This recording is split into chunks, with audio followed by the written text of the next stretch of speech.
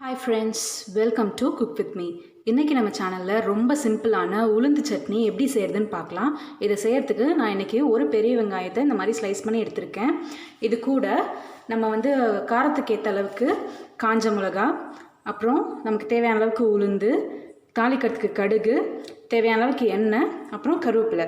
இந்த டிஷ்க்கு பார்த்திங்கன்னா கருவேப்பிலை தான் ஒரு நல்ல ஃப்ளேவர் கொடுக்கும். அதனால உங்களுக்கு எவ்வளோ கருவேப்பிலை பிடிக்குமோ அந்தளவுக்கு நீங்கள் நிறைய சேர்த்துக்கலாம். இப்போது இந்த டிஷ் எப்படி செய்கிறதுன்னு நம்ம பார்க்கலாம். முதல்ல கடாய் வச்சுட்டு இதை கொஞ்சம் சூடு பண்ணிக்கலாம். கடாய் கொஞ்சம் சூடானதுக்கப்புறமா நம்ம எடுத்து வச்சுருக்க எண்ணெய் கொஞ்சமாக சேர்த்துக்கலாம்.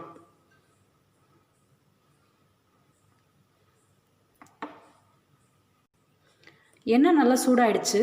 இதில் நம்ம 2 ஸ்பூன் உளுந்து சேர்த்துக்கலாம்.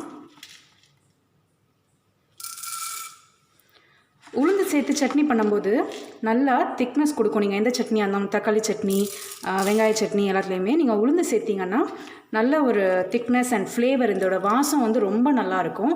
அதனால் உளுந்து நீங்கள் எவ்வளோ முடியுமோ அவ்வளோ நீங்கள் சேர்த்துக்கலாம். இந்த உளுந்து சட்னி பார்த்திங்கன்னா லேடிஸ்க்கெலாம் ரொம்ப நல்லது. நமக்கு அந்த இடுப்பு வலி, அப்புறம் நம்மளோட போன்ஸ், இதுக்கு எல்லாத்துக்குமே ரொம்ப நல்லது இந்த சட்னி. ஸோ அடிக்கடி இதை நீங்கள் செஞ்சு சாப்பிட்டாலும் ரொம்ப நல்லது உங்களுக்கு ஹெல்த்துக்கு. உளுந்து நல்லா வறுப்பட்டு இந்தளவுக்கு கலர் மாதிரி வரும்போது நம்ம இது கூட நம்ம எடுத்து வச்சுருக்க கருவேப்பிலையும் காஞ்ச மிளகாவையும் சேர்த்துடலாம்.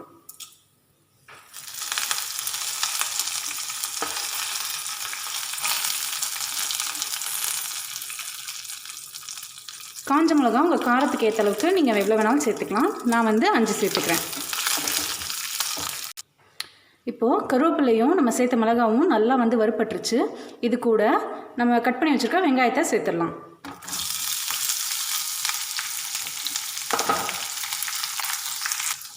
வெங்காயம் வதங்கிட்டு இருக்கும் போதே நம்ம இந்த டிஷ்க்கு தேவையான அளவுக்கு உப்பு சேர்த்துடலாம். உப்பு கொஞ்சமாக சேர்த்துக்கோங்க. சட்னி அரைச்சதுக்கப்புறமா உங்களுக்கு பத்தலைன்னா நீங்கள் மறுபடியும் சேர்த்துக்கலாம். உப்பு சேர்த்துட்டு ஒரு வாட்டி நல்லா கிளறி விட்டுடலாம்.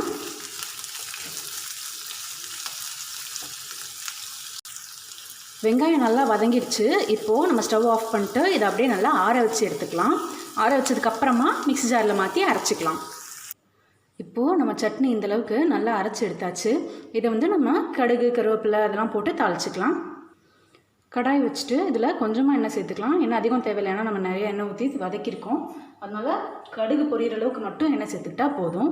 இதை நீங்கள் தாளிக்காமல் கூட அப்படியே எடுத்துக்கலாம், நல்லா தான் இருக்கும். எண்ணெய் நல்லா சூடாயிடுச்சு. இப்போது இது கூட நான் கடுகு சேர்த்துக்கிறேன். நான் இன்றைக்கி கருவேப்பிலை போட போகிறதில்ல, ஏன்னா நம்ம சட்னிலேயே நிறைய கருவேப்பிலை போட்டு அரைச்சிருக்கோம். ஸோ கருவேப்பிலை சேர்க்கணுங்கிறது அவசியம் இல்லை.